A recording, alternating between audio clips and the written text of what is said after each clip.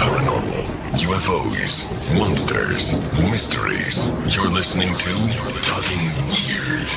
And now, from a cabin deep in the Northwoods, your hosts, Dr. Dean Bertram and Jenn Durrell.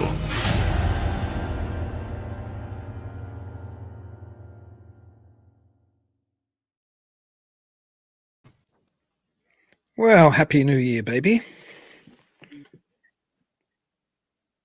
I don't know if I could hear you then. Oh, you can hear me? I can hear you. It might just have been a glitch. You're fine.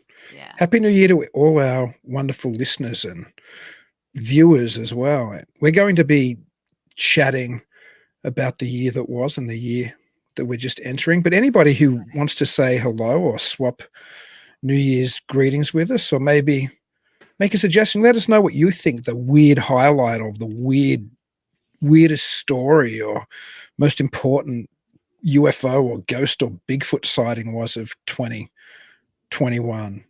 Engage with us a little bit. We don't always get the opportunity to, and when we do, Jen and I always get super excited about it.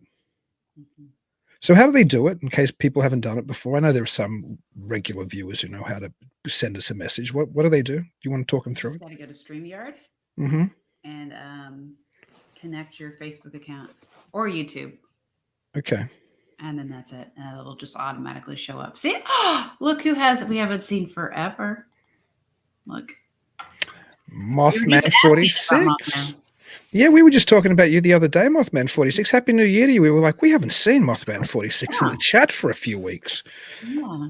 We thought maybe you'd been taken away by injured cold or something. So it's good to know you're there. Hey, Joe. That's good to know you're awake, Joe. Happy New Year. It's so good to have you with us. I know it's late. It's particularly later for you because you're an hour you're an hour like into the future. So it's like after midnight there. Good grief. How was your New Year's Eve last night, by the way, baby? Other people should tell us how their New Year was as well. I didn't have one. Mm-hmm. I've had to work all week. So I even worked this morning at like 7 and then we had a snowstorm. So it took me a while to get to work. So I went to bed at like 10. So I didn't get to have any fun New Year's Eve events. Well, I was at a bar with about 100 friends, really ringing in the new year. Yeah. No, I was here with my wonderful little 5-year-old daughter, and she just made it to midnight and then fell asleep. So, which she wanted to, I think, be awake for it, which was good. But she was asleep literally probably a minute after 12, and that was it. So, did you do any of the confetti stuff, or you know what? We never did the poppers. I had some. We did the blowers, and we had little like tiara things. Yeah. Which I think I wore my one longer than she wore hers. But she had fun blowing those horns, you know. I bet. She had a great time doing that. But what a weird year 2021 was in so many ways. I mean, without going into the humdrum talk of the virus and the accompanying crazy around this planet, it was a weird year in the more metaphysical type sense as well. What do you think the highlight was in the world of paranormal and cryptozoology and UFOs? What would be your pick for the highlight of the weird year that was?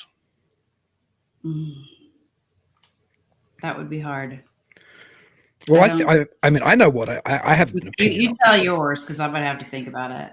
Well, I mean, I would think the whole build up to the Pentagon's release of, their UFO preliminary report or whatever it was called. I think that was probably the biggest news story, and there was certainly a lot of people getting excited about potential disclosure, and then there were a lot of people who were disappointed. Like, I think anybody paying attention knew that their government wasn't about to come out and say they were in league with extraterrestrials in a underground base under Dulce, New Mexico or something, but there's still the type of people who think that's going on. Yeah. Yes, Mothman 46, you're dead on. UFO disclosure and no one cares. It's very true.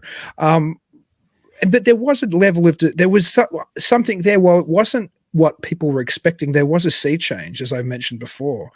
There was the suggestion in that report that whatever these things are might pose some kind of threat to aviation security security or to the national defense, so they required further investigation. Now, that was a massive turnaround from the last time we had any kind of serious official acknowledgement or report, going back to the University of Colorado's report on UFOs back in the late 1960s, which was when Blue Book kind of fobbed it off to Colorado after there was some pressure from the Congress back then. And the main takeaway of that report, if you just ignore all the actual information in the report, but what the push of it was, the conclusion was, whatever this is, it doesn't pose any threat to the national security interests, so we don't have to worry about looking at it at that level. Right. Yeah, as Mothman 46, we cared, but the general population was like, meh, whatever.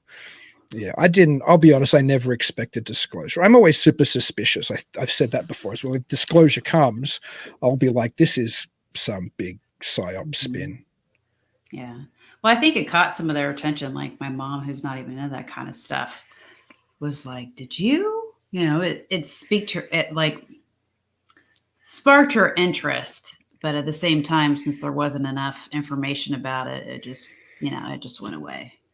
So it fizzled, I guess. Well, it still smells to me like some kind of spin game.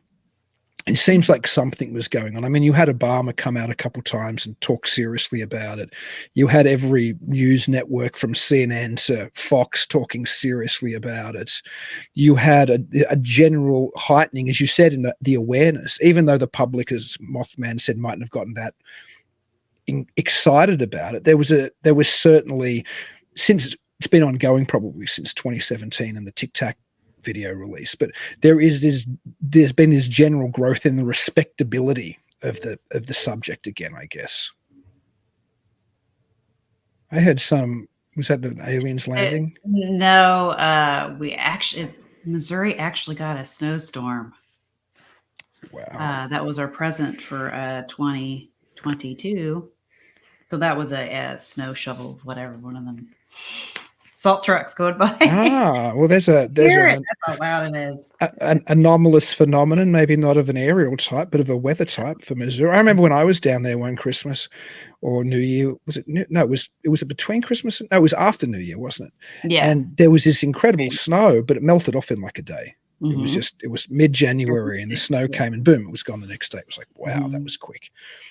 We finally got the snow here on that real heavy sticking snow on Christmas night into what we would call Boxing Day in Australia, the day after Christmas, or what they call, I think, in the Greater Commonwealth. And it's here now for good. But it was weird not to have any real snow on the ground for Christmas. Yeah. It's normally a white Christmas up here. I don't think I've ever had a non-white Christmas since I've lived here. Mm-hmm. But this was the first one. It was like 60 degrees here, I think. It's cold here now, though. I think we're getting down to like -7 or something. Yeah, I think it's 6 degrees tonight here. Goodness me. Yeah, it was like 60. Yesterday went up to 60 and then it dropped, and that's why we had all the ice and snow. It's the ETs terraforming the planet to be more like their homeworld. Well, that's the thing too. I speaking about the kind of disclosure spin or lack thereof disclosure, or the general public awareness that this was somehow more important. I think we screened Greer's new documentary one night on Talking Weird, remember? Yeah, and while I disagree with a lot of, well, I shouldn't say I disagree. While I don't take a lot of what Greer says as gospel, or what I tend to believe is the reality of, or the lack of reality of the flying saucer phenomenon, what I do think he was on the money on there was that most of these craft, which is shown in the leaked videos from the Navy, are probably ours, or they're an Earth-based technology. And Greer was quite convincing of that, which is what I suspected anyway. Whenever they roll out an Air Force pilot on one of these shows and they go, well, it's not ours, it's far in advance of what we have, there's no way that Air Force pilot knows what they're testing out of Skunk Works or, Dreamland or any of these type of secret bases. They know the technology that they have to fight. They know probably what the Russians are meant to have or what the Chinese are meant to have, and they know what they fly, but they don't know what the state of the art above top secret stuff is. So it's always, whenever anybody comes forward and says, well, I should know, I'm a Navy pilot, we have nothing like this, I don't believe that for a second. Also, interestingly, in fact, it's mentioned in the book called, what's the title of the book? It Defies Language, I think. It's one of Greg Bishop's book. Greg Bishop is going to be our guest in a couple of weeks on the show, who I'm super looking forward to having on. Greg Bishop is one of those broader kind of thinkers, one of the rarer thinkers probably in the UFO community. Now, he wrote a very important book called Project Beta back in the mid-2000s, and that was the book essentially about the Benowitz affair. And we've had Rick Doty on the show before, and we've talked about the Benowitz affair a number of times and about the spin that happened around Kirtland Air Force Base when an electrical engineer believed he was receiving ET transmissions from the base, so they spun the story more and more because he actually was receiving genuine technology they were testing. So they just spun the ET story out of the base, and Benowitz eventually kind of went into a hole of complete paranoia and mental breakdown. But there's a tradition in intelligence circles to use the belief in flying saucers to cover legitimate non-extraterrestrial craft, like their own testing craft, or even there are other machinations. An example would be having the stories around Area 51, which make everybody then just think of that as a UFO testing ground, makes nobody pay attention or makes it less serious that there are genuine advanced technology tests happening there, or that there are all kinds of environmental abuses happen there. So they were doing open pit burning and workers were getting sick, but nobody cares that those things were going on in Area 51 because all anybody's interested in is the supposed Lazar sporty flying saucer, So it's easy to distract from a reality. Or if people go out there and see something in the sky, they go, well, that's one of those reverse engineered flying saucers, and then it makes everybody sound ridiculous who talks about it. Well, maybe they saw a genuine craft as ours, which was state-of-the-art technology. The CIA did the same thing. They happily spun UFO stories in the 1960s when people were seeing, U-2s and other advanced crafts. So there's a real history of this. And the Benowitz affair is perhaps the most shocking example of it, or the most controversial example of it, because that involved significant players in the UFO community as well. William Moore, for example, the co-author of the original Roswell book with Charles Berlitz, the book which made the public re-aware of Roswell. Everybody had forgotten about Roswell after the headlines in 1947, which said flying disc recovered, and the next day they said, oops, it was just a weather balloon. America forgot about it for over 30 years. It was only the publication of that book and the surrounding news about the book which brought it back into the highlight of ufology. In fact, I have a UFO encyclopedia by, I think, Ronald Story from 1980. So it's a cool, fairly comprehensive UFO encyclopedia.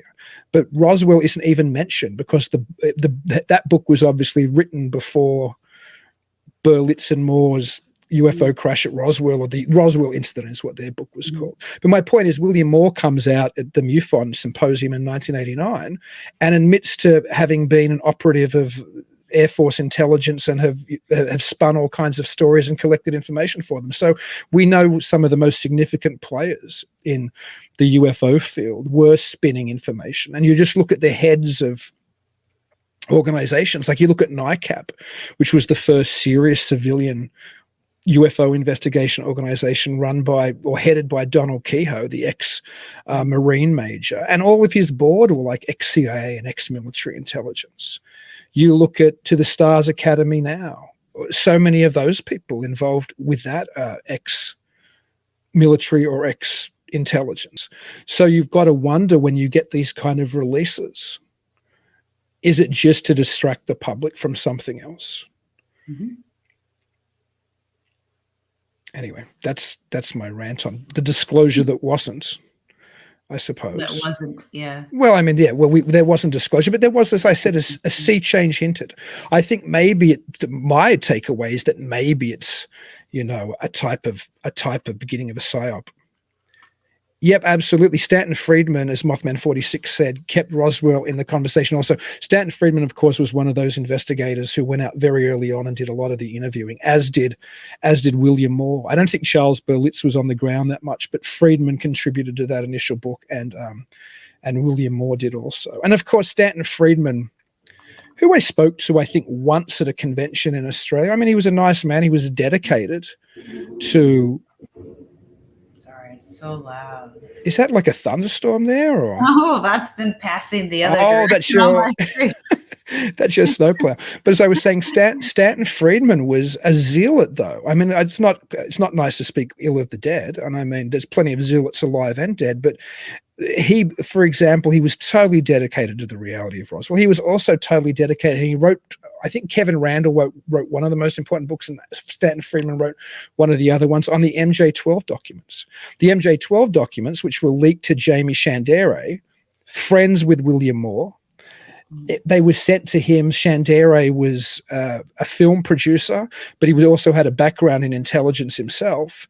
And so he's buddies with Moore. So the same guy who popularizes Roswell, William Moore, is involved in the popularization initially of the MJ-12 documents, which were essentially these, I think microfilm was what was said initially, and it was kind of the briefing document of what looked like a UFO study group / secret government ordered to, deal with the extraterrestrial reality. Totally a hoax, most likely. There's certainly people who have come forward and done all kinds of work on those papers and said, well, this signature is the same as this signature of Truman's. It was probably just copied verbatim, da-da-da-da-da. Anyway, my point is, here we see again the same people, ex-intelligence people or people who are intelligence assets, launching another one of the most popular UFO legends of the 1980s, 1990s, and maybe up until today, the MJ-12 document. Same people who did Roswell. Richard Doty, one of our guests, of course, was involved with much of the Benowitz stuff, also showed something like the MJ-12 briefing documents before they were released, I believe, to Linda Moulton Howe, although she wasn't allowed to take a copy. She was just allowed to look at it. Linda Moulton Howe, of course, being a very high-profile investigator of this type of stuff back in the 80s into the 90s. So there's this very small, well, there's a very small clique of intelligence agents and assets who are at the heart of all of these stories, which became essentially the X-Files mythology, as I like to think of it today, what most people think of when they think of ETs today, of, alien deals with the government and alien abductions and underground bases and all of this kind of stuff. You can trace an awful lot of that mythology to a handful of people and a handful of supposedly leaked documents and supposedly genuine stories. And the funny thing is, we haven't progressed anywhere beyond that. We're still believing stories told at a bigger level now that, oh, we don't know that they're ours, they're somebody else's, or there's something else possibly. It's all spin, I think. I agree. So has anybody else out there listening got any, what were your highlights of 2021 in Weird? Me? Oh no, any of our listeners. I know you said you weren't sure, so I'm not putting you. I'm just happy for somebody else to jump in. Same to me. Nothing's. I'm going to have another rant that I've been meaning to do for a while. I didn't want to do it until I'd read the book, because I feel unkind, and I feel I'm going off half cocked. But I will, because it's a year in review, and I haven't read the book yet. I've ordered it, but I think I wanted the hardcover. It was like 3 weeks on back order, so I don't have it yet.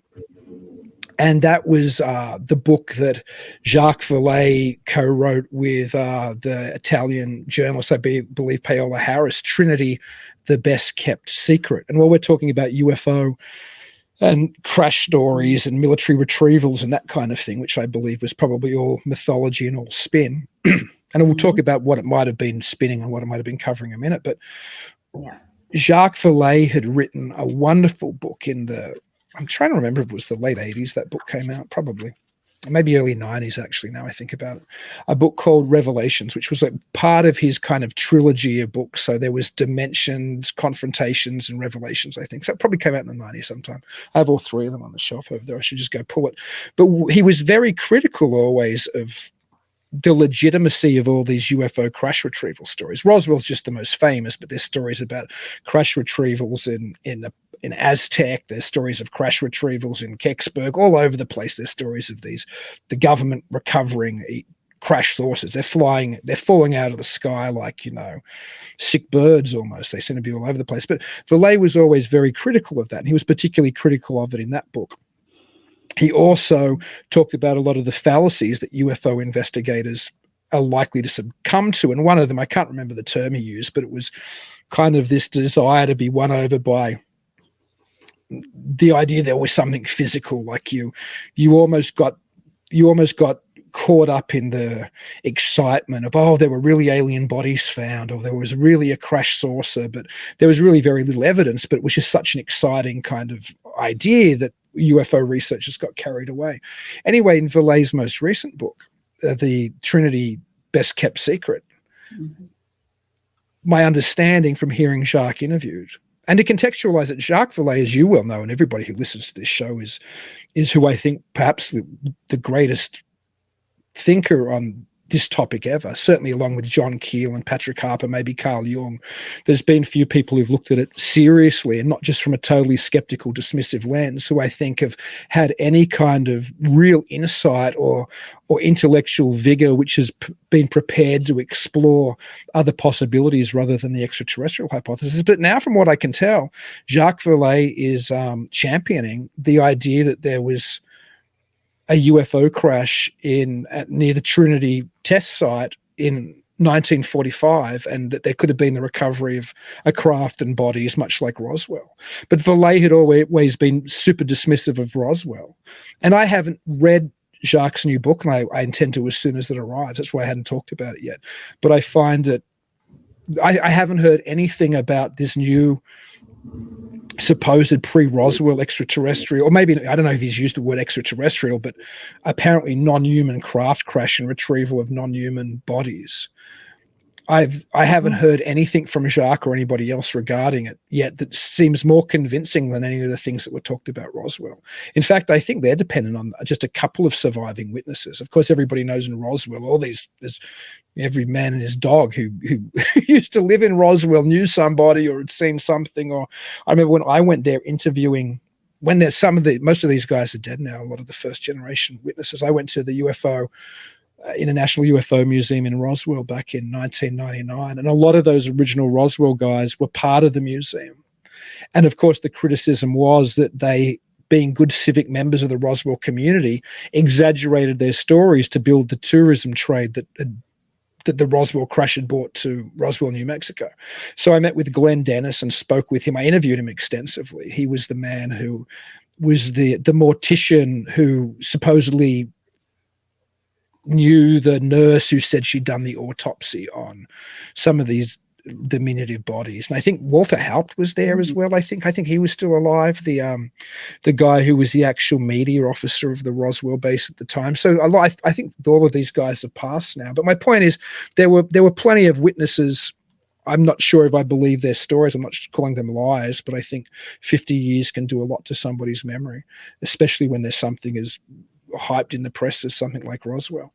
But I don't see anything from what I've heard yet about the crash that Jacques Vallée and Paola Harris have been investigating and wrote the book about, which seems to me to be any more exciting than any other of the UFO crash books ever written. So it's a real surprise anyway for somebody who's followed Vallée and read almost everything he's ever written to now know that his most recent book is a book which seems to champion a new crash when he'd been very dismissive, rightfully so, I think, of most of the other crash mythology. So that might be the most significant UFO book, which I haven't read yet, to come out in 2021, just because that seems to be, at least like I said, I haven't read the book, but there seems to be some kind of sea change in Vallée's thinking. Mm-hmm.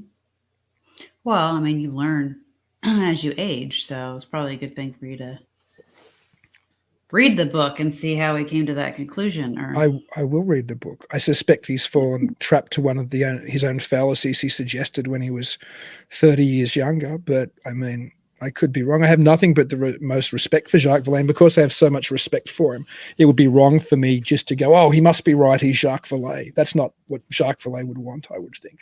But yeah, I'll read the book critically. I somehow missed that one. Sorry.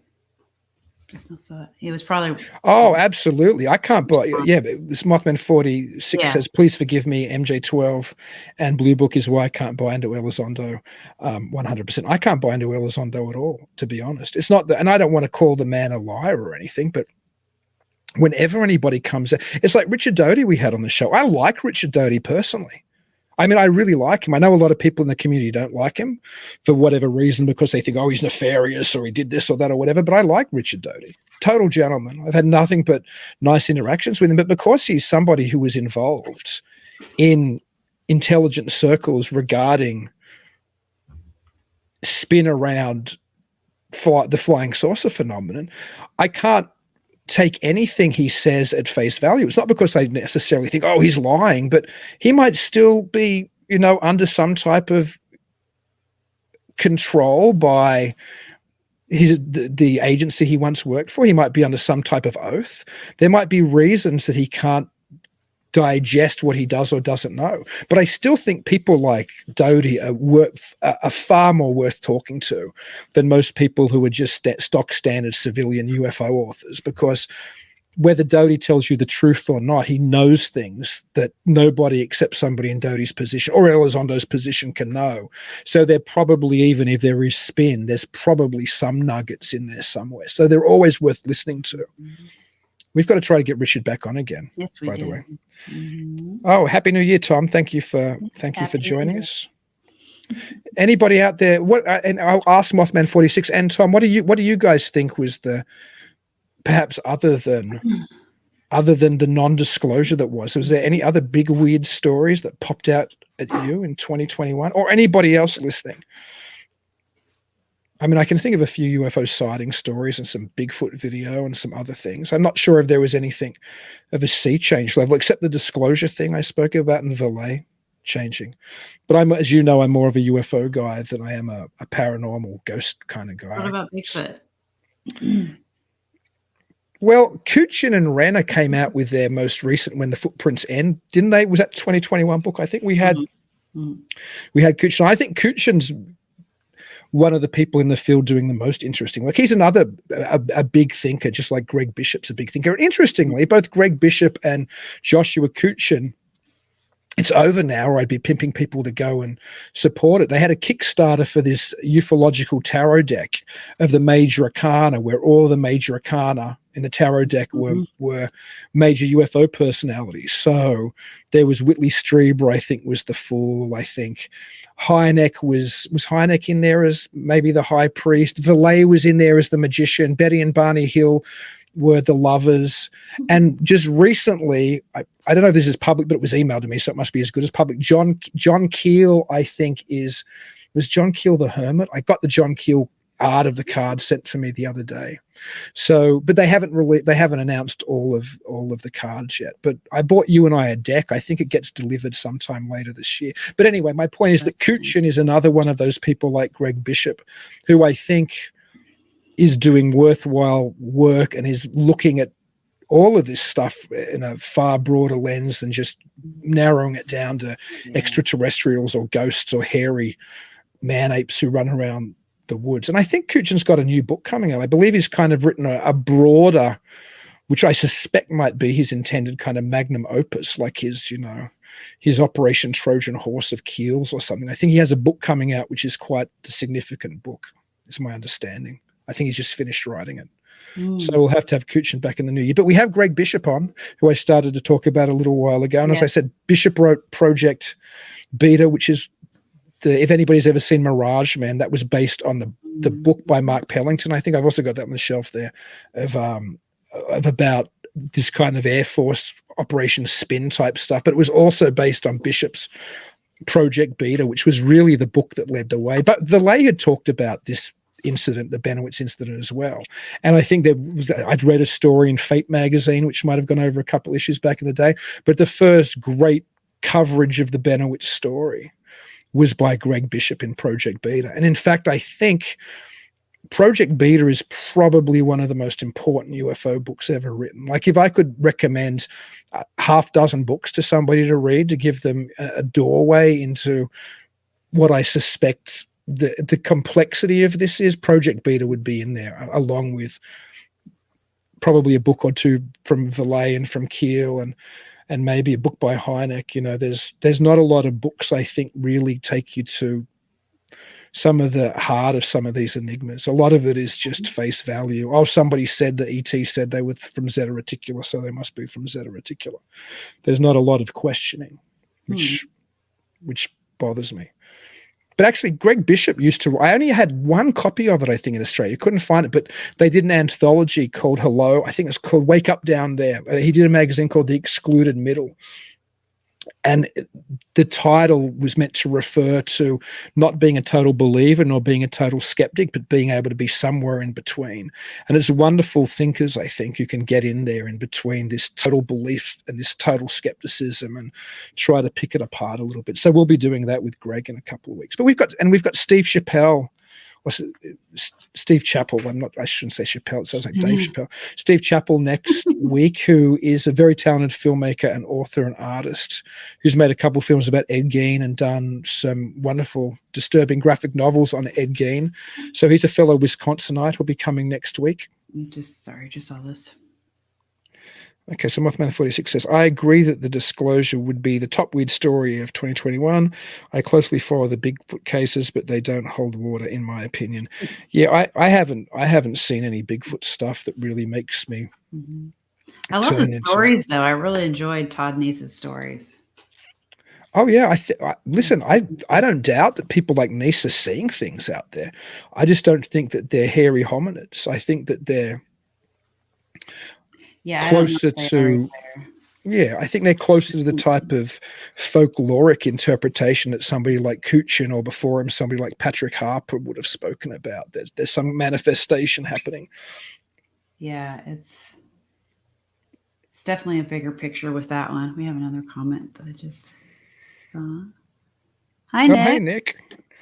What's your top weird story of 2021, Nick? Is there something that really stood out to you in the paranormal or cryptid or UFO world? If there is, let us know.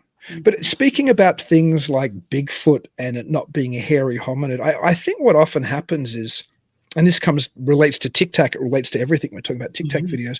I think people tend to weirdly group phenomenon the wrong way. So people, say a believer in the extraterrestrial hypothesis, will group a TikTok video with the report of somebody having a weird bedroom visitor. You know what I mean? They'll say that's the same phenomenon.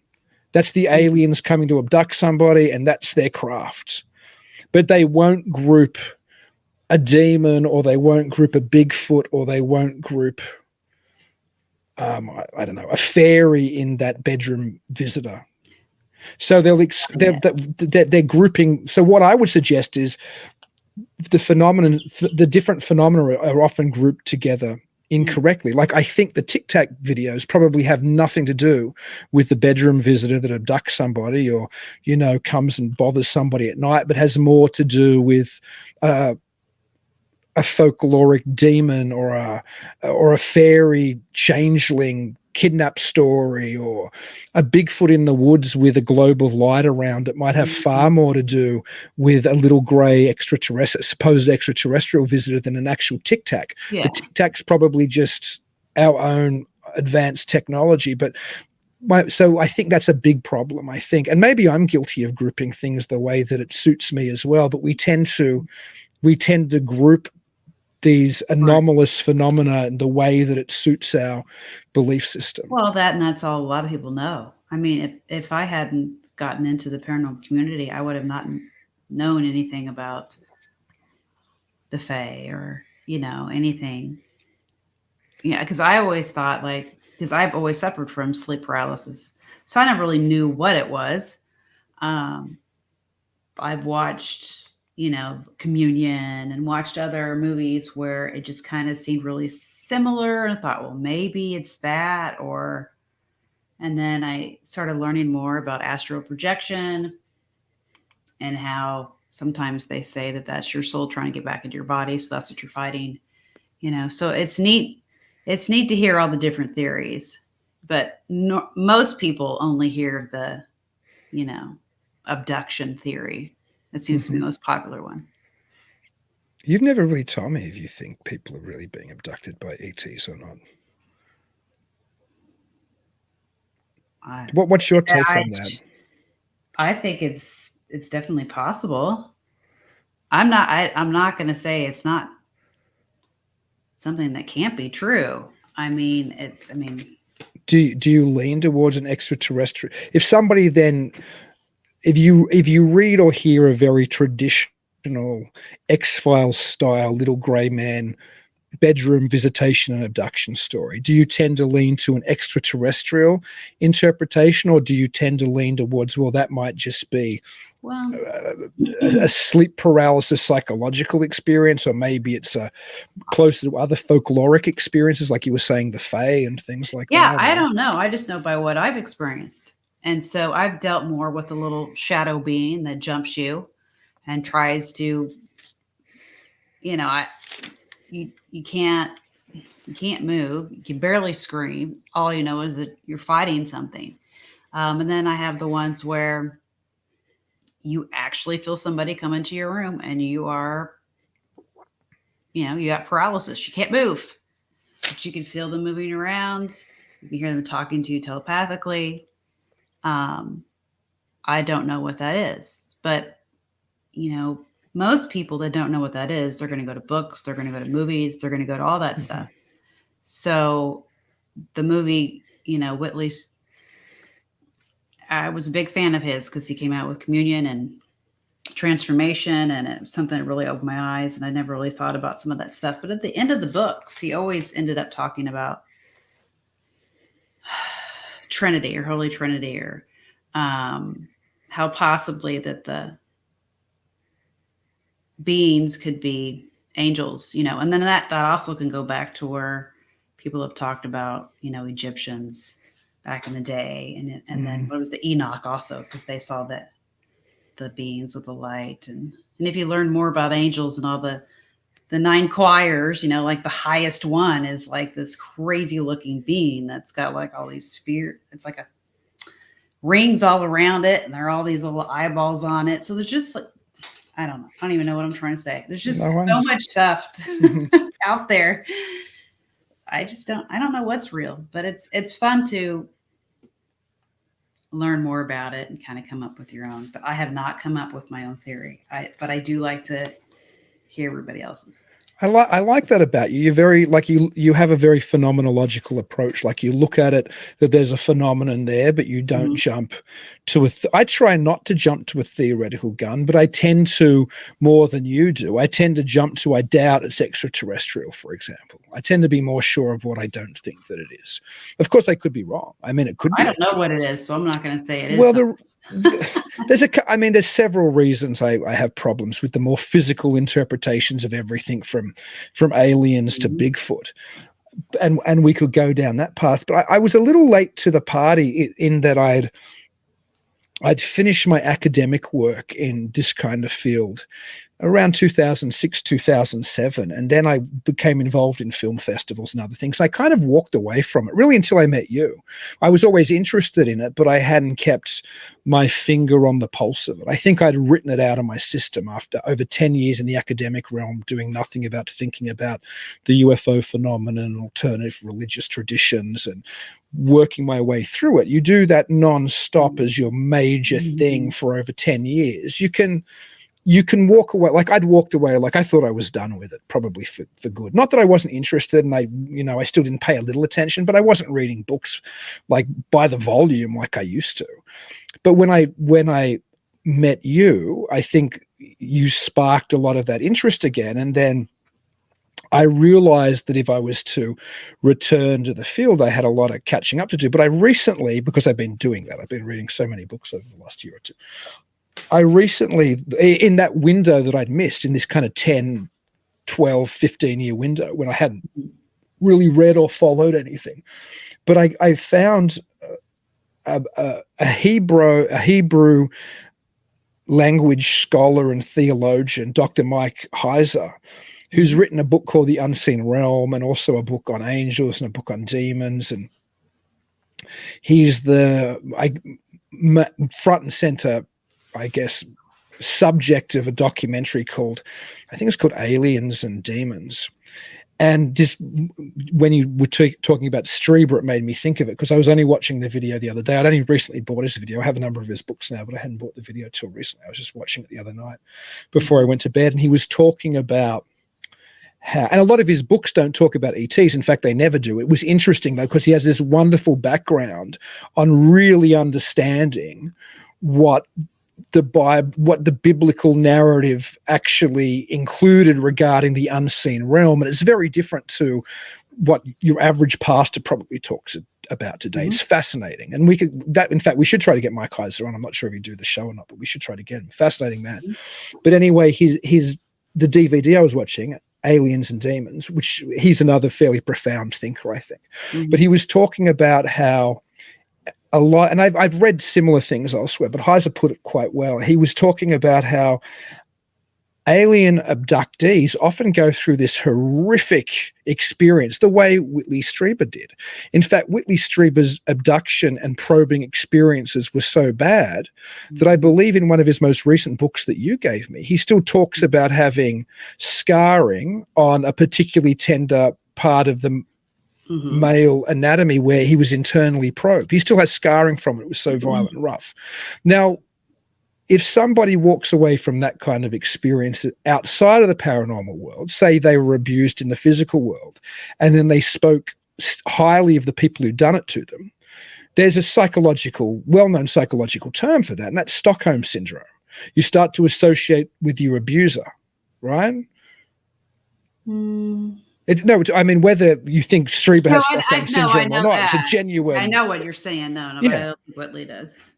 Well, I mean, my point is, although he did mention Strieber elsewhere, I don't think he mentioned him in that part of the documentary, but certainly it made me think of Strieber when I was watching Heiser talk about that, because Strieber, like many other abductees, goes through what for all in accounts and purposes is a rape experience, but then turns around and says, oh no, it was spiritually enlightening and it brought me somehow closer to...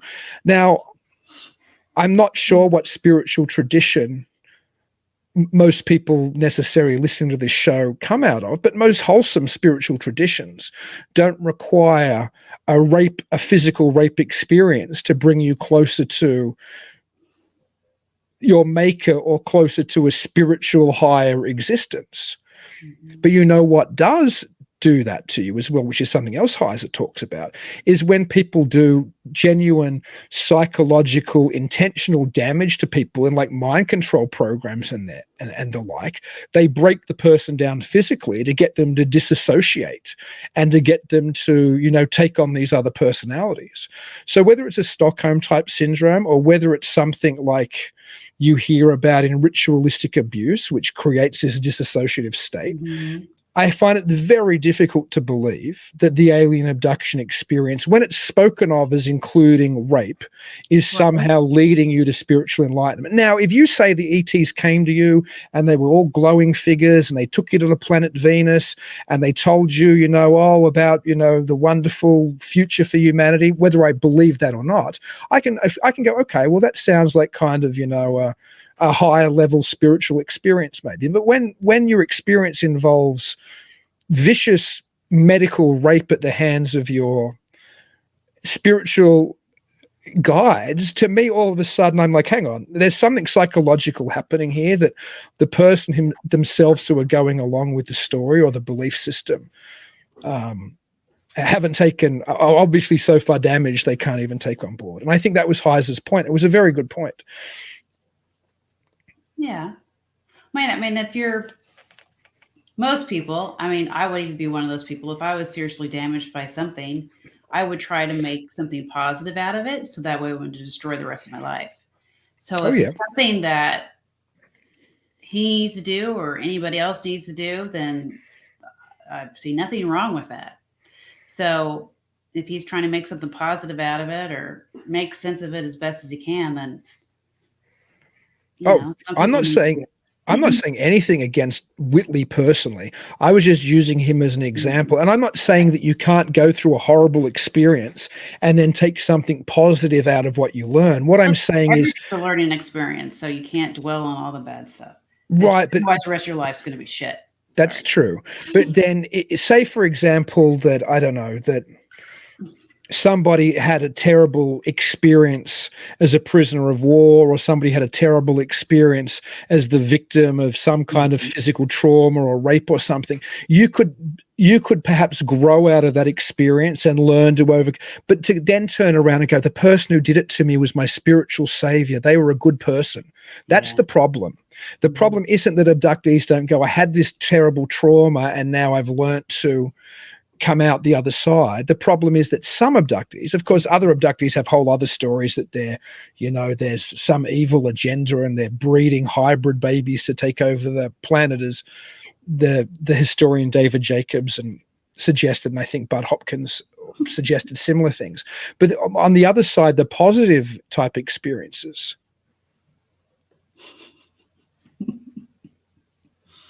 So Joe Fox said, not me, instantly destroyed here. Instantly destroyed.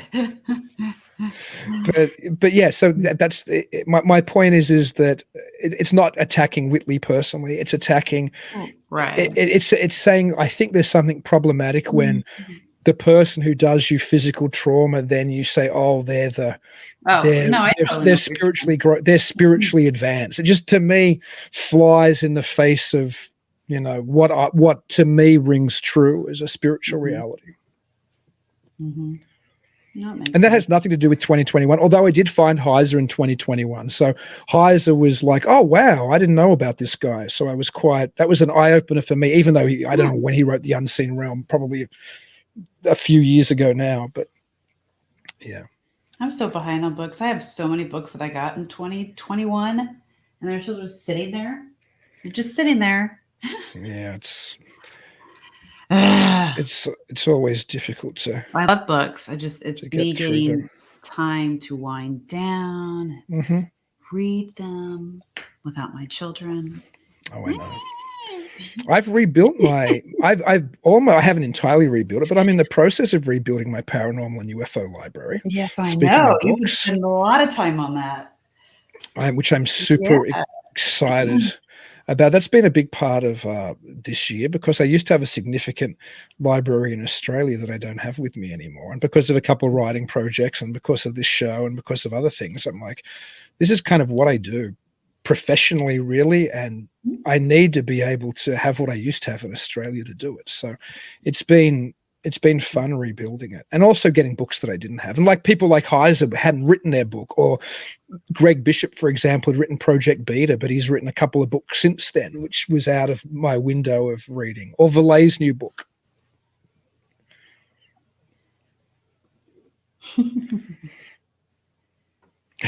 You see it? Yeah, it's funny. He was talking about the close encounter that Simerton had. It's actually a Wisconsin story where the ETs make this Wisconsinite, back in, I think, in the 60s, pancakes. We actually sell a joke T-shirt about that on charlesfort.org. We never pimp the T-shirt site much.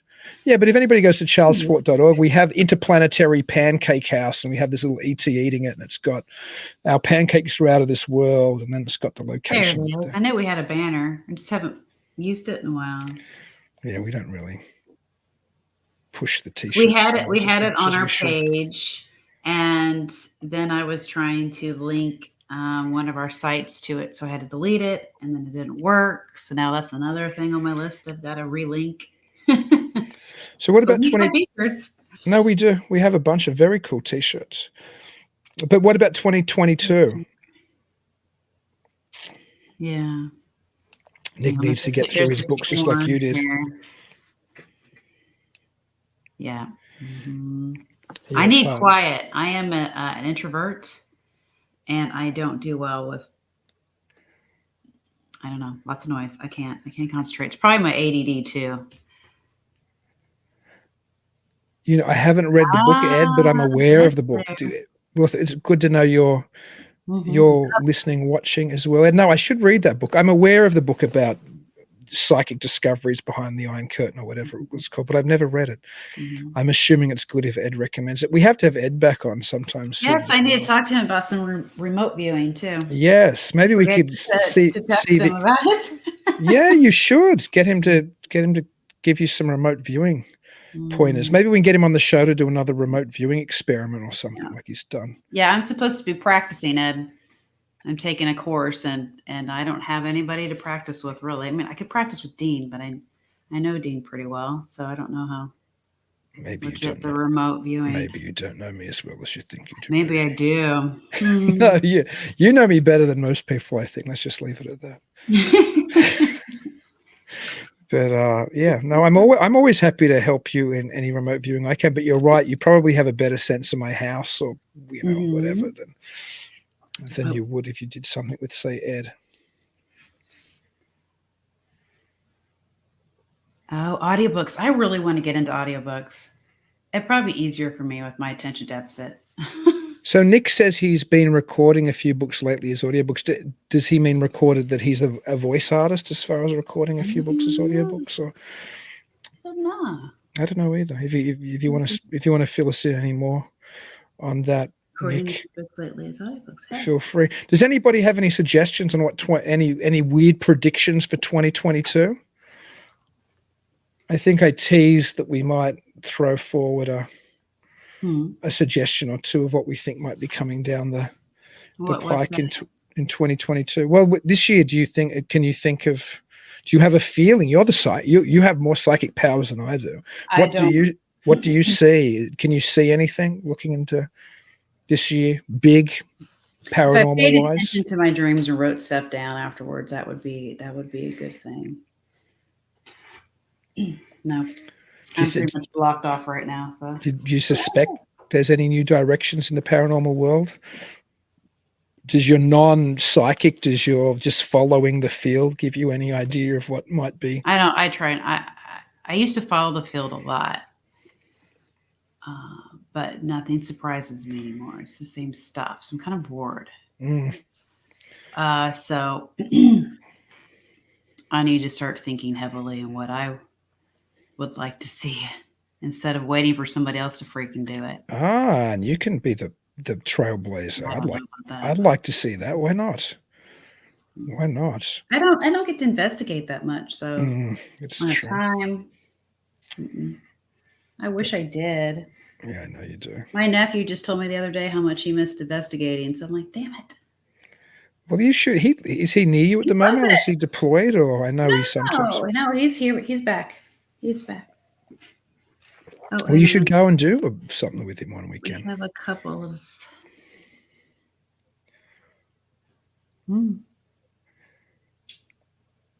That doesn't surprise me. I watched something recently about Chinese experiments and blind control missiles. What did I watch? It was something about Joe's new fascination is the Colburn Bible. I don't know what the Colburn Bible is. Am I out of the loop, or I'm going to Google it? I don't know if that went. Oh, so what did it? I record stories and make them into audio series. Most are books that are tributes to the scary stories to tell in dark trilogy. You guys are familiar with? Yeah. Oh, that sounds cool, Nick. Keep us posted. If you ever want us to, let us know if you have any links or anything you want us to share on the social or anything. Did you want me to click back on that Bible that he mentioned? Yeah, the Colburn Bible that I don't know what that is, Joe. I gotta Google it. I don't know. Oh, I'm going to have to Google. I feel like I'm out of it now. I should know now, but I don't. No, but I watched this documentary thing on TikTok about TikTok. Why you should be part of it? Why you're supposed to be a part of it? There's tons of that. But it all started off. What was it? China? Was it China or Japan, or which one started off with it? China was, Okay, and it was so that way they can kind of control and see who's doing what and help destroy Western their whole thing is to stir trouble, destroy take America. over the whole freaking world. Oh yeah, I'm sure. I'll have to send that to you because I was like, they're a genuine existential thought about threat. that, but all of it made sense. Oh yeah, I'm sure. Crazy, crazy. Yeah, I'll have to find it. So we didn't have anybody suggest a 2021 thing, although I've got to look into the Colburn Bible now from Yeah. Jeff Fox, which I'm interested in. I suspect there's going to be ongoing interest in the seriousness of UFOs. I smell something spinning, so I think we're going to hear nothing big. There's not going to be disclosure or anything, but it's going to remain fairly front and center. There seems to buy it at Amazon. Sorry. no, you go. Go ahead. Go. I No, talk too much. You I go. was just oop. Amazon. You can buy it on Amazon. Oh, the 21st Colburn Century Bible. Master Edition. Oh, it's $50. It's $50. It's 50. That's a lot of money. I'll find it on bookfinder.com, secondhand version for 15. I need my readers. I'm going to look into it though, Joe. Thank you. Two-part. It's a big book. Ancient warnings for these times. Oh, yeah. Egyptian and Celtic authors recorded yeah. So what it has various Good. prophecies. It looks good. Oh well, now I need to read it. You can add that to the growing Add it shelf. to the book. I don't buy you books anymore because I know you never I get have to. time. I almost bought you as a Christmas present because I bought myself there was this, I don't know what I don't know, it was one of those publishers like Time Life or something. Oh, he's got YouTube. Sorry. Yeah, I'd love to listen to some of them. Sure. Nick. Please do. I'd love to. I bought this. There's a wonderful Time Life did a number of like weird paranormally type books, but a series I didn't even know they did. They did this collection of all the great paranormal books. So, for example, in that collection is Hynek's major UFO book and The Interrupted Journey, the main book about Betty and Barney Hill abduction, the very first one, and books by, everybody from, Houdini's book on, spiritualism to just probably more authors you would know in the paranormal world than in the actual spiritual paranormal world, perhaps than I would. But it's this wonderful 24-volume set collection. And I saw it and I thought, wow. And I bought myself a set to add to the growing library just because it looks cool to have, matching bindings on this wide range of important paranormal books. And I almost bought you another set because there were two. And I thought, Jen doesn't have time to read them. You got to read. Yeah, you got to read Operation Trojan Horse before I buy you another book. Yeah. That's one of the greatest paranormal books ever written. Maybe the greatest. Certainly one of the greatest. How about the crazy winter weather, says Mothman 46. Manipulation, perhaps. It has been strange. It has been strange. There are meant to be weather devices, of course. There's meant to be, they can fiddle and do various things and with storms and rainfall or no rainfall. And I'm sure there's no doubt that some of that technology exists. Have you heard about the caves that are like underneath Antarctica? Well, I always hear stories about, there's always mysteries in Antarctica, like the idea that there's a tunnel to the hollow earth or the idea that the Nazis went there after the war. Yeah, I was watching something about that, about there was a tunnel and there's even certain areas in Antarctica where all you need is a T-shirt. So global warming or I don't know.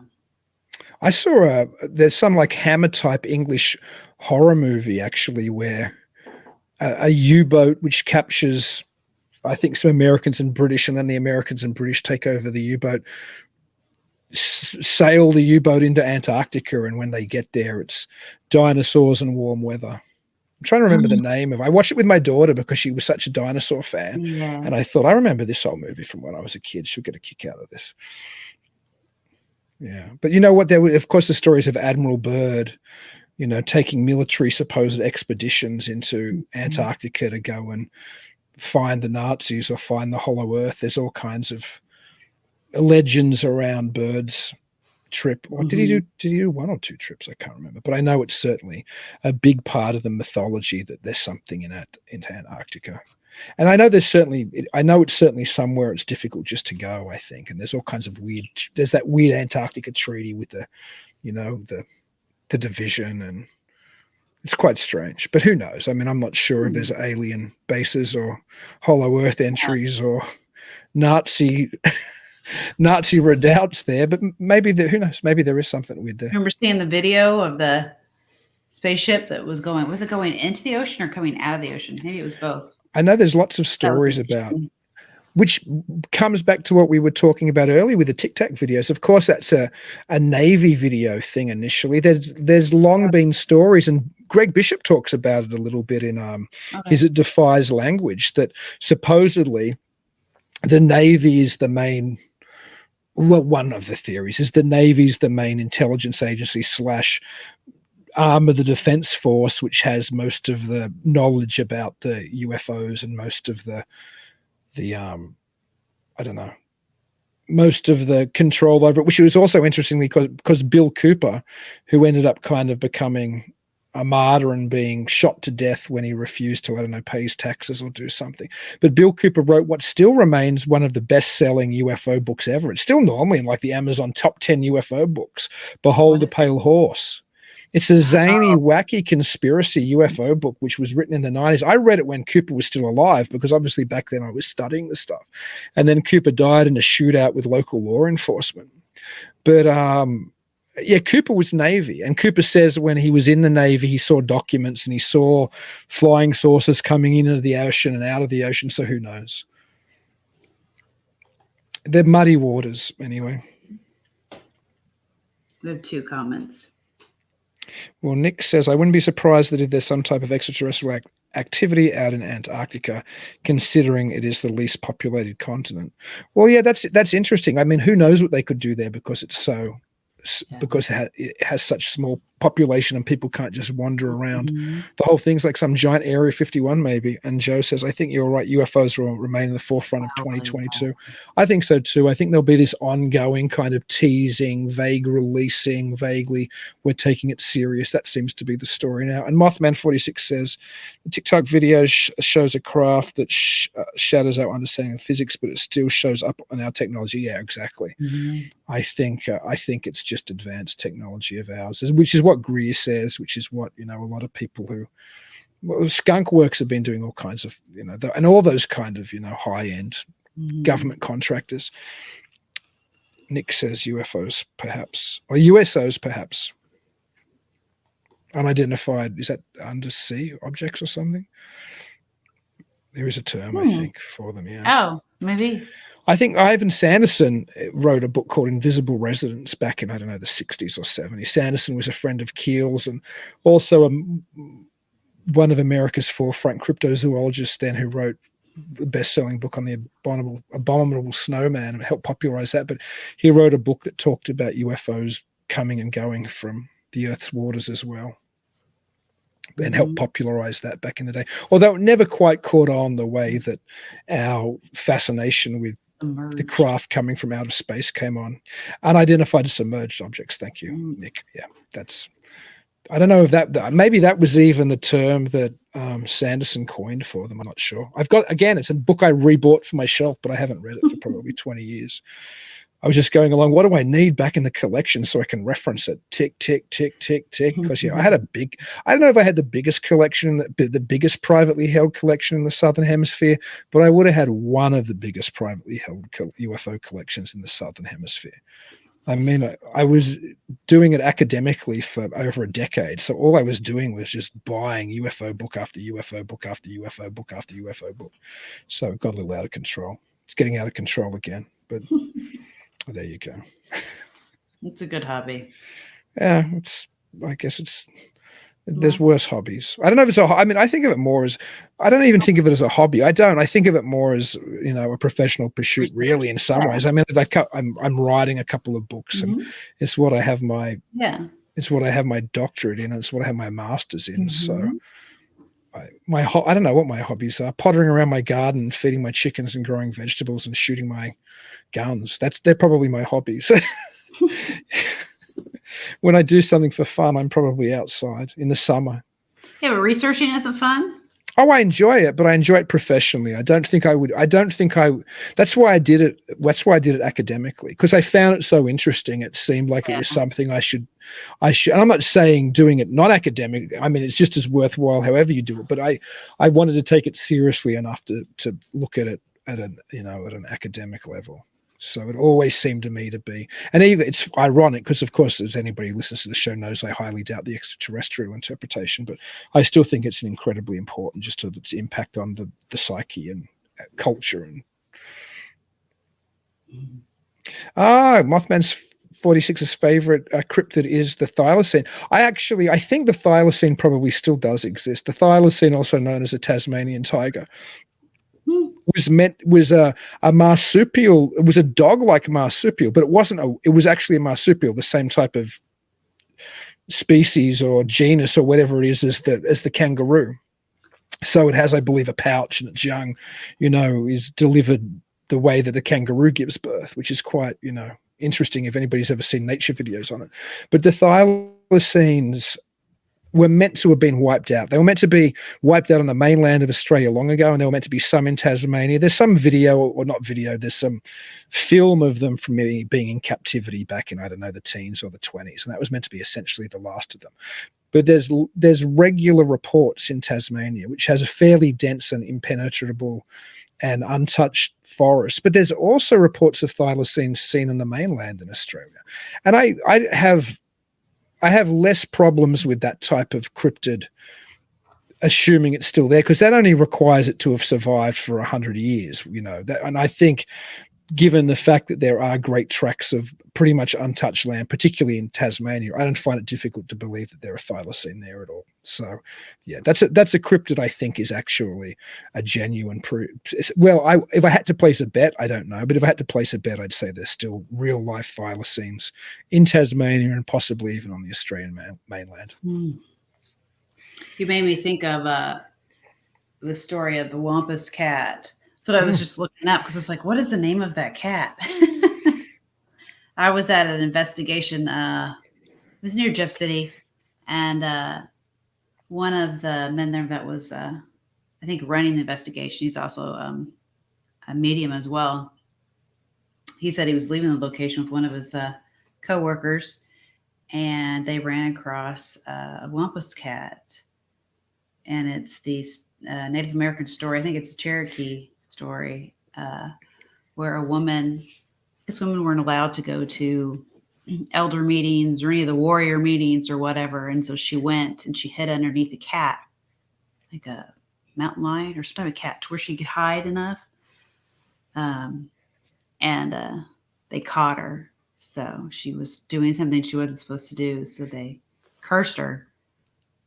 And she was half cat, half woman, and she roams the land still with some curse. But they said they actually saw a weird creature in Missouri.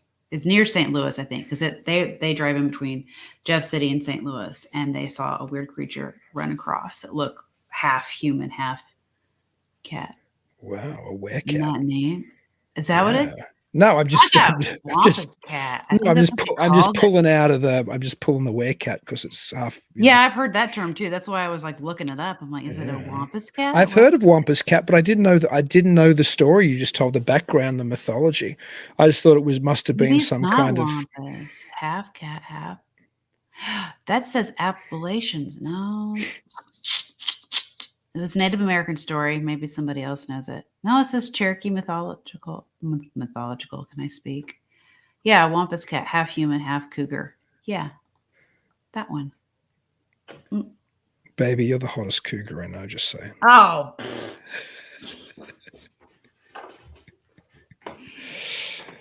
I couldn't leave that one just hanging there, baby.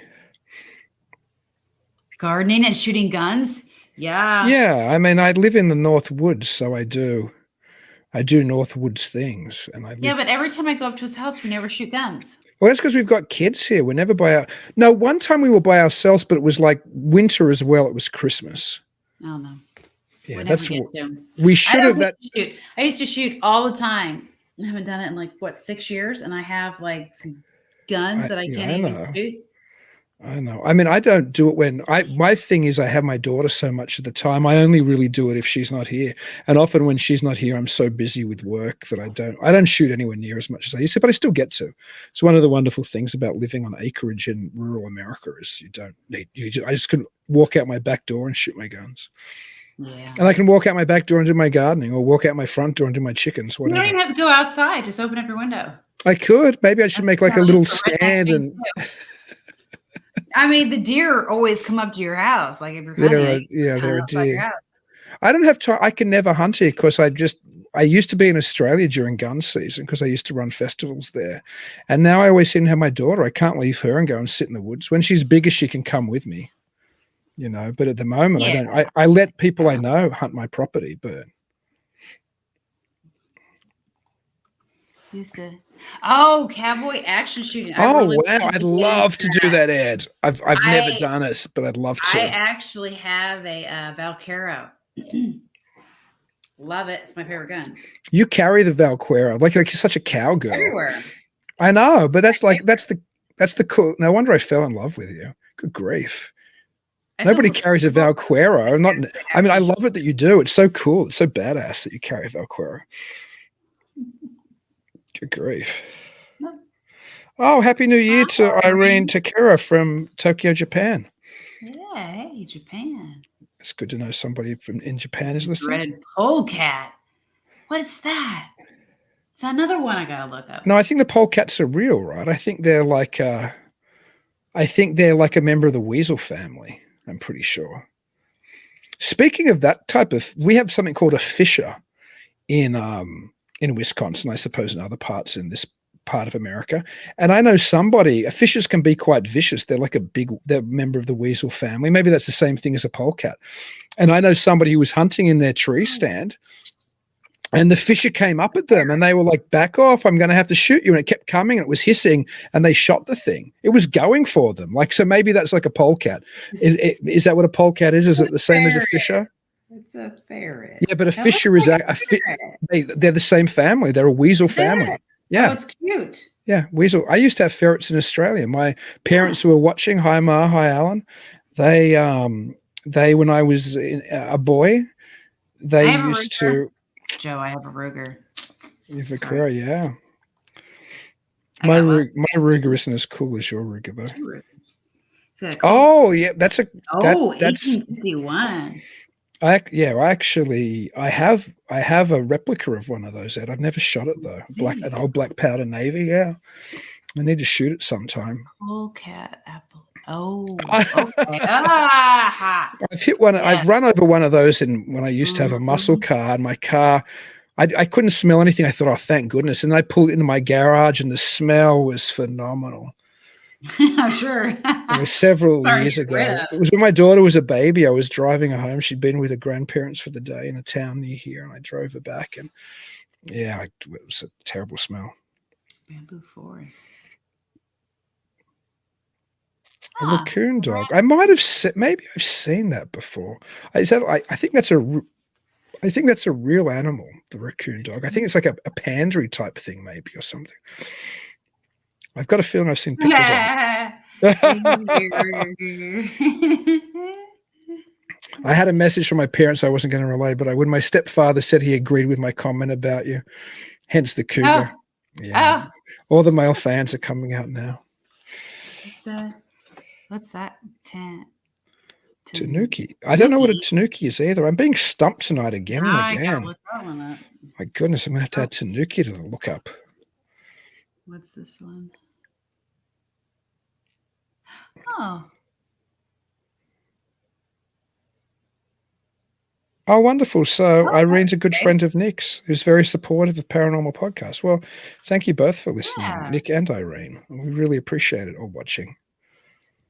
Very much. Well, I'm glad everybody spent their New Year's night with us tonight. I sure appreciate people listening. And I could probably ramble on for hours. Maybe Jen still wants to ramble on for hours. Oh, is that the little what? Oh, that it is a cute little fluffy thing. Little half bear, half weasel looking thing. Yeah, I see it. Is that the raccoon? That's the raccoon dog. Is that the raccoon dog? It. Yeah. Yeah, I think I've seen pictures of it before. Japanese raccoon dog. It's cute. Look at that. I have raccoons here. The only problem is they take my chickens and they took my guinea fowl. Oh, So they yeah. become public Definitely enemy number one on my property, unfortunately. Dog. Wow. We have raccoons, but they're friendly. They come straight up and. Well, I'm sure these ones are friendly, except that they kill my poultry and take my birds. I'm sure if I went out and fed them and petted them, they'd be friendly. Well, they probably wouldn't be. It's different when you live out in the country. I know. I'm sure it would probably bite my hand actually if I petted them. They're. Yeah, I mean, I have had to dispose of them, and which makes me sad because I've always liked raccoons. I took absolutely no joy in getting rid of the raccoons that were killing my chickens. Beings of light. Who was the gentleman that speaks to? Is that the guy who takes the photos of them? As well, like the very detailed photos of them. I'm not sure. My Bigfoot knowledge apparently isn't what it should be. Trash pandas. I've heard that term. Yeah, I've heard that term too. I have heard that term.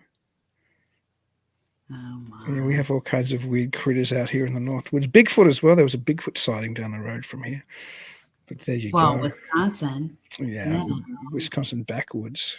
Mm-hmm. Well, it's been a fun show chatting to everybody tonight. I'm guessing we should probably think about signing off, or otherwise I'm just going to be rabbiting on about my poultry problems. I read about him recently. Do you know his name, Joe? Send us his name. Beings of light. If you know his name, Joe, hit it in the, yeah. Well, I mean, it makes... or send us a PM if you can't remember now. Something to do with Bigfoot. Well, there's certainly plenty of tales of them, manifesting or appearing and disappearing. What are the terms for things which appear and then disappear? There's a spiritual term for something. A spiritualist or a paranormal term. Is it apoport or something? What's the name when something appears or disappears? An old 19th century term. Oh, well, hang on a second. We've got more comments here. Ohio. Yep. Oh, wow. Minerva Monster. Yeah. Huh. Well, thank you. Thank you, Irene. Really nice. And for supporting Nick. Joe is still thinking. Okay, yeah, send us just PM it to us or something. But the Minerva Monster that must be around. You must live nearish to where Seth Breedlove comes from as well, because I think the Minerva Monster was one of his first documentaries when he was making more Bigfoot docos more in his backyard before he started traveling all over the country. But the Minerva Monster is a fascinating Bigfoot story. Yeah, the Beast of Bray Road is not far from the border down to my south there. That's a fascinating story. We haven't heard from Linda for a while. I heard she was speaking of the Beast of Bray Road. Linda Godfrey was a guest of ours a while ago, but I heard she was in poor health. I hope she's doing okay. Oh, really? I didn't know that. I should send her a message. I haven't talked to her. I don't know if she was even responding to people for a while, because I don't know how she's doing now. I hope well. Oh, but Irene was just saying they don't have a Bigfoot in Japan. But they have a lot of ghost. They do have a lot of ghosts and a lot of legends. Most of the stuff I see on YouTube or TikTok are always in Japan. They have some serious ghost stories. Mm-hmm. Some of it's pretty well. Even think of the movies that I think were probably inspired, I'm guessing, by some of those Japanese. Wait a minute, are we talking about the Carrie Pryor guy? Remember Carrie Pryor was talking about this guy? But that's not the same one, is it? No, Carrie was going to do like the documentary on. It's not the same one. There was somebody who lived in Chagrin Falls, which is Ohio. If anyone has been to Ohio, you wouldn't expect a Bigfoot to live there. No, was he a guest on our show, Joe, or was he? Because I do know a lot of people do that. There's actually even a term for it. I don't know if maybe it's just gifting or something, but there's the idea that you leave food out for Bigfoot. Yeah. I think Kuchin and Renner talk about it in one of his books. But of course, there's long folkloric traditions of leaving food and gifts out for all kinds of supernatural entities. So it kind of it fits in a broader folkloric pattern there as well. And of course, something as big as a Bigfoot, you're not going to be able to keep satiated with an apple. Okay. I'm happy to send, maybe we could even have him on the show. Oh yeah. Why not? Oh, that's something else. Before we go, if there's any guest anybody really wants us to have on, even if you don't get to message us now, or you listen to this later, send Talking Weird on Facebook, a PM or something, or comment on the video on YouTube, or say who we have. Who's coming up? Yeah. And then we need to reschedule the ones that had to cancel. Well, we don't have to name and shame the people who canceled. But I mean, we can. No, I don't mean that. Yeah, no, I was just being funny. But though, because a lot of things happen. December, yeah, we're having Steve Chappelle or Steve Chappell. Why do I keep saying Chappelle? Chappelle, you're running for a comedian. Dave Chappelle's great, but Steve Chappell's great as well. I met him at Midwest Weird Fest. We played a number of his films. He's super into weirdness and Ed Gein. He's a very talented filmmaker and artist and writer, and he's on next week. And I think we'll be talking all things Ed Gein. Oh, which will be a dark, but Steve's a very jovial individual, so it'll be dark but funny. I'm pretty sure. And then who's in the following week? This is Sam Boltrus. Boltrus. I need to get that correct before he comes on. Yeah, but he's got his own podcast, Paranormal Rewind, and he's done a lot of other. He's written a bunch of books as well, right? So. Books. And he's been on TV, and he just recently had a show on Discovery Plus called the Lizzie Borden. I saw that. Yeah, very interesting. Borden. It was very, very good. Yeah, he'll be fun. And then the following week we have Greg Bishop, who listen, I love every guest we have, and everybody has something of interest to say, but it's not. I don't always have a writer on who I own, half a dozen of their books. So I'm super excited to be having Greg Bishop on.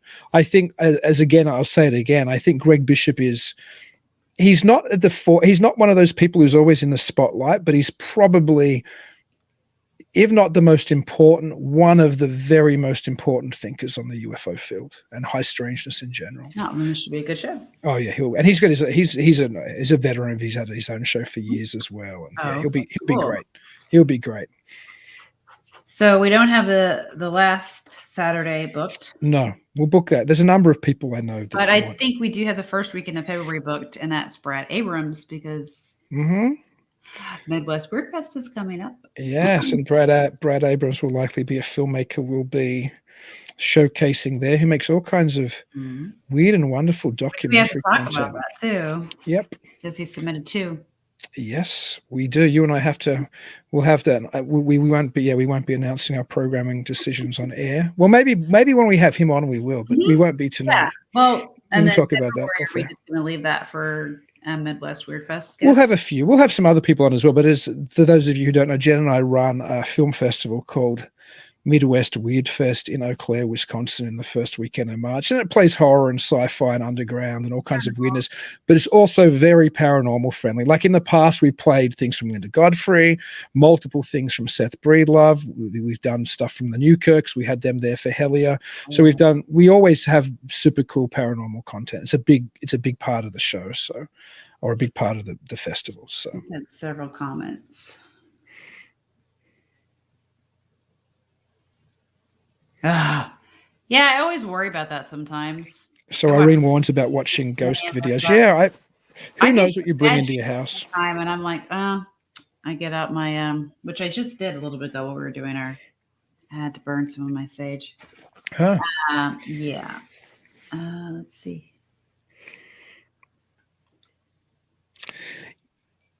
You know what? I was going to mention that tonight because that's an ongoing thing, which is interesting. Nick just mentioned that down Chicago way, there's a Chicago Mothman, which is something that Lon Strickler, who's been a guest on the show in the past, has been chronicling fairly. He's been on top of it since before I was doing this show. I was doing the weekly weird wrap-up for Dr. Destruction down in Chicago in that part of the world. Yeah. And I used to regularly talk about what Lon Strickler was following back then. But yeah, no, that is interesting.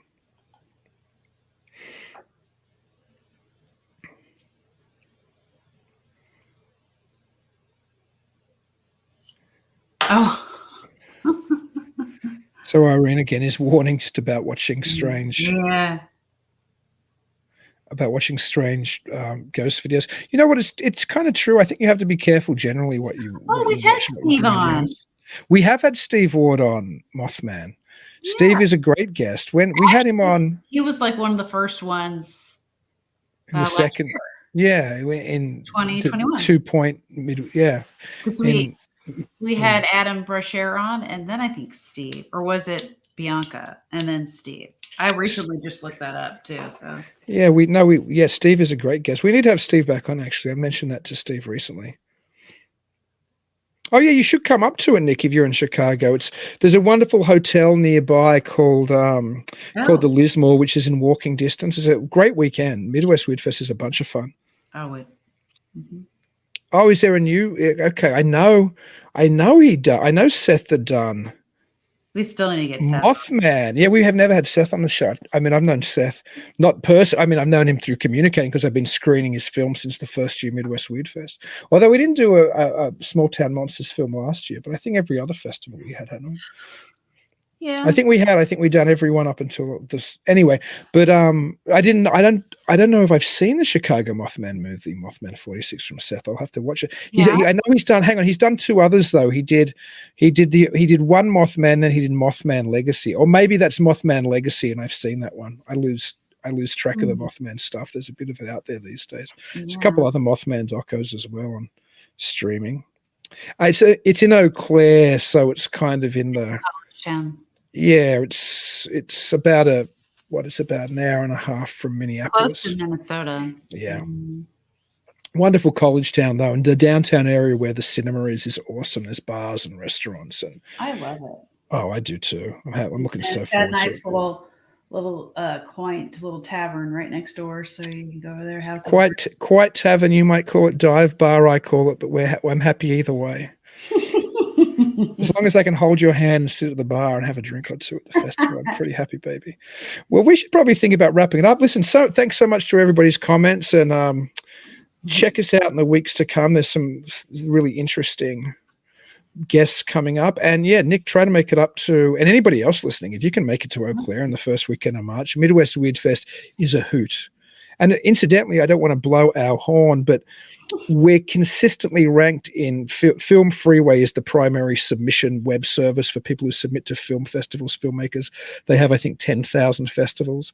Midwest Weird Fest consistently ranks in the top 100 filmmaker-rated festivals. We're normally in the top 50. I think we just dropped out of the top 50 because we haven't had a festival for a year, so other people have got more reviews. I think we're about number 52 out of 10,000 festivals. So that indicates how much fun it is for people who attend it. So yeah, it's worth. Midwest Weird Fest is it's very, again, without blowing our horn, it's a very personal, like, it's not like going to a festival where you're lost and you don't know it. You come and you say, hey, Dean, Jenn, we watch the show, and then you'll be, drinking in the bar with us and the filmmakers an hour later. It's that kind of festival. I think that's why people love it. It's very personal. It's a real family fest, and the audience are great as well. The cinema owners and stuff. Yes, I really love the cinema. Oh my goodness. They're awesome. I mean, I've been running festivals for almost, over 15 years, and I've used a bunch. I've never used a cinema as nice or as perfect for a festival as this. I'm in love. If I could be in love with the cinema, it would be this cinema. Well, I'm in love with you too, baby. And on that cheery note, Happy New Year, everybody. And drop back in and join us again next week and in the weeks to come. I hope your 2022 is filled with wonder and weirdness. And until we see you again, keep it weird. Keep it weird. Thank you for joining us tonight. If you're interested in checking out more episodes, you can find us at talkingweird.com. If you haven't already, please like the show on Facebook, Twitter, and Instagram at Talking Weird Podcast. Make sure you never miss an episode by subscribing to Talking Weird. We're available on most podcast platforms and YouTube. And if you do enjoy the show, please leave us a review. Dean and I would really appreciate it. Until then, stay safe.